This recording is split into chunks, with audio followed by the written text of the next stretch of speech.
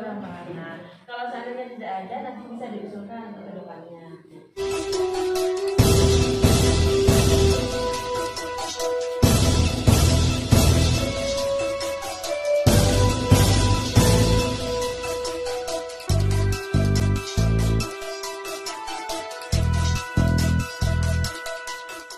Jadi paling tidak dengan ada pengoptimalan lahan pekarangan itu kan warga mempunyai stok ketersediaan pangan di wilayahnya sendiri, Pak, di tingkat rumah tangga. Di tempat kami juga ada perikanan, mungkin butuh kolam bisa diusulkan juga. Nah ya, itu biasanya dalam bentuk bibit lele maupun nila. Nah, untuk yang dari kegiatan kami dikhususkan dalam bentuk bantuan berupa beras 10 kg. Jadi belum tentu tahun sekarang dapat, tahun depannya kita dapat lagi, karena kan desanya banyak, ada 219, pasti akan pindah ke desa yang lain. Mungkin kecamatannya bisa sama. Harapannya kan kalau desanya sudah maju, masyarakatnya sudah makmur, nah, bukan dalam bentuk bantuan tapi pemberdayaan. Harapannya seperti itu. Mungkin itu saja bisa saya sampaikan. Mohon maaf atas segala kekurangan. Supaya tidak menunggu terlalu lama, langsung proses penyerahan bantuan. Demikian, Assalamualaikum warahmatullahi wabarakatuh. Waalaikumsalam warahmatullahi wabarakatuh. Alhamdulillah pada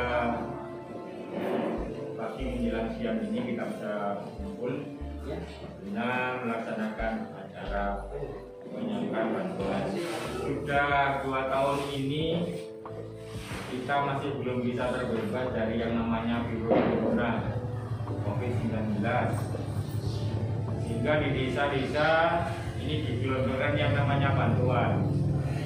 Namun aneh tapi nyata, masyarakat diminta untuk vaksin, masih belum seluruhnya bisa vaksin.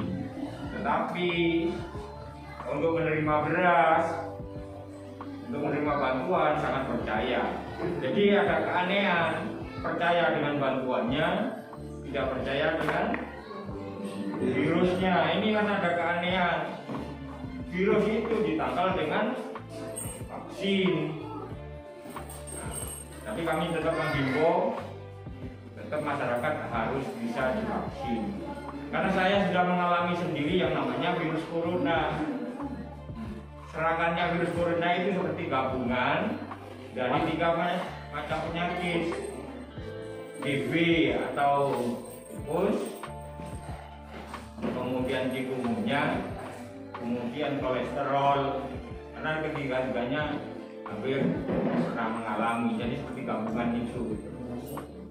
Badannya awalnya itu meriang, panas dingin, meriang sore hari. Kalau malam panas tinggi, harus dikompres. Paracetamol itu tidak mempan kalau masih masa inkubasi.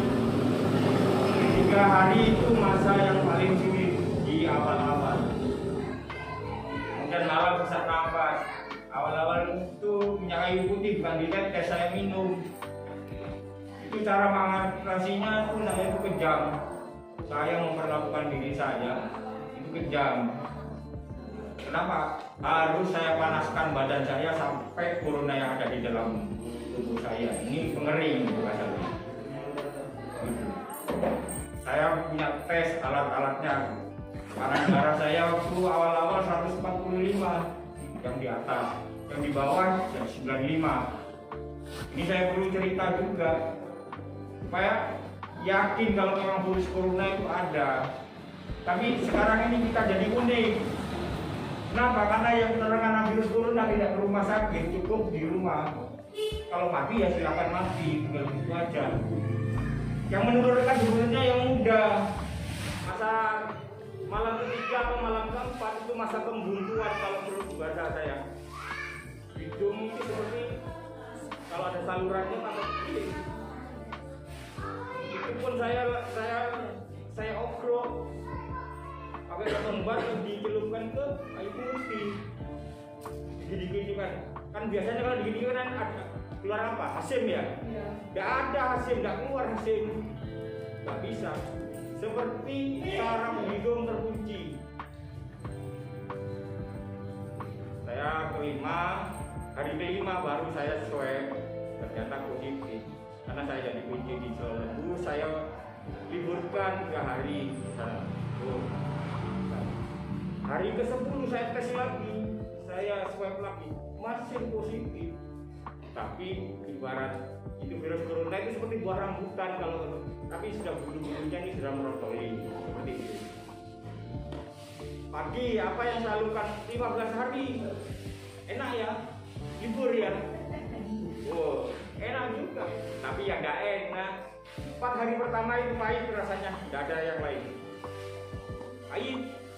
Kemudian 4 hari berikutnya itu baru ada asin, pahit dan asin. 4 hari berikutnya baru ada manis. 4 hari berikutnya baru keluar yang namanya gurih. Itu pun sesudah makan cabai hijau itu banyak diteter. Baru keluar.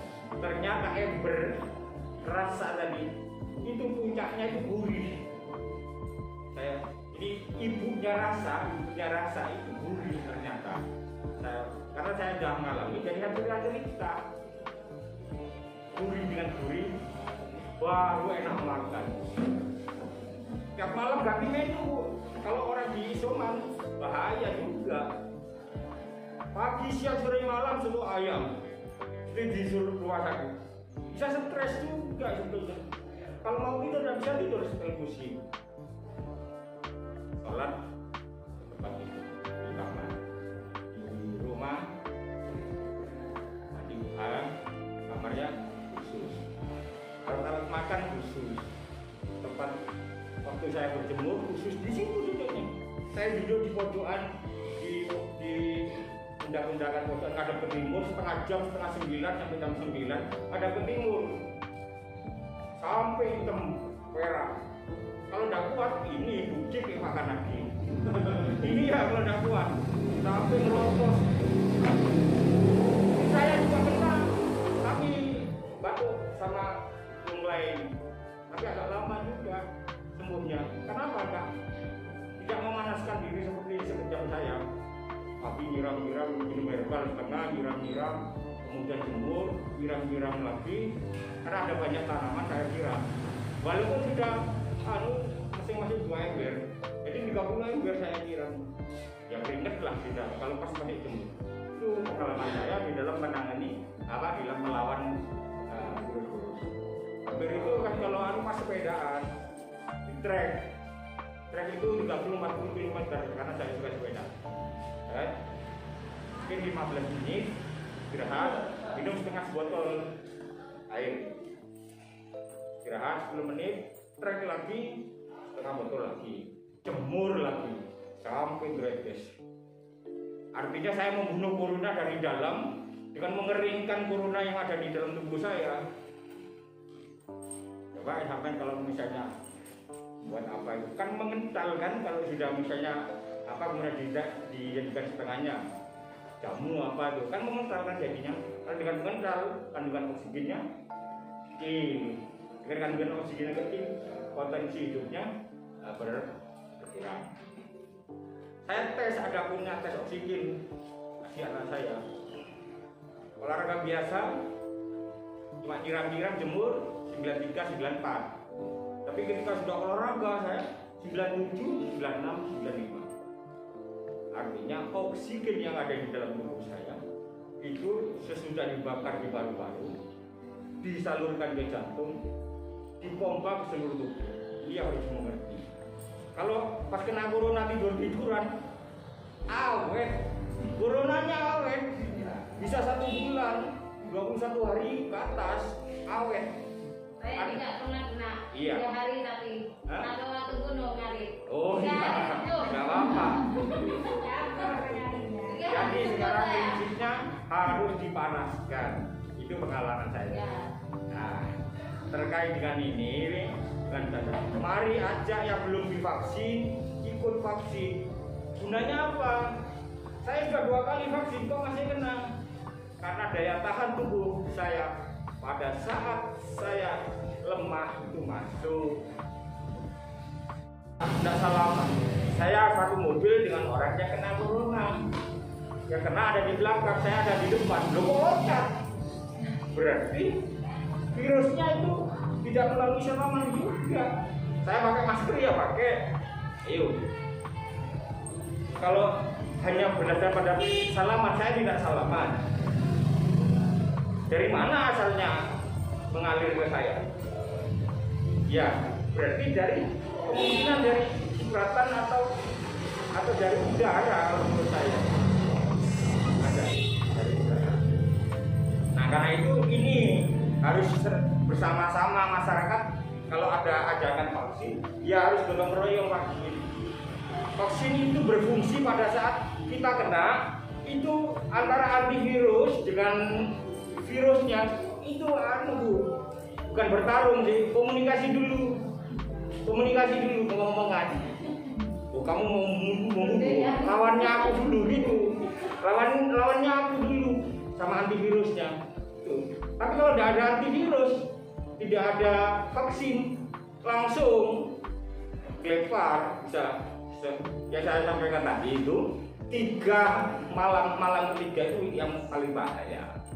Karena saya tidak mengalami malam ketiga atau malam keempat itu berbeda-beda, ternyata pengalaman tiap orang berbeda, modelnya juga berbeda, tidak sama.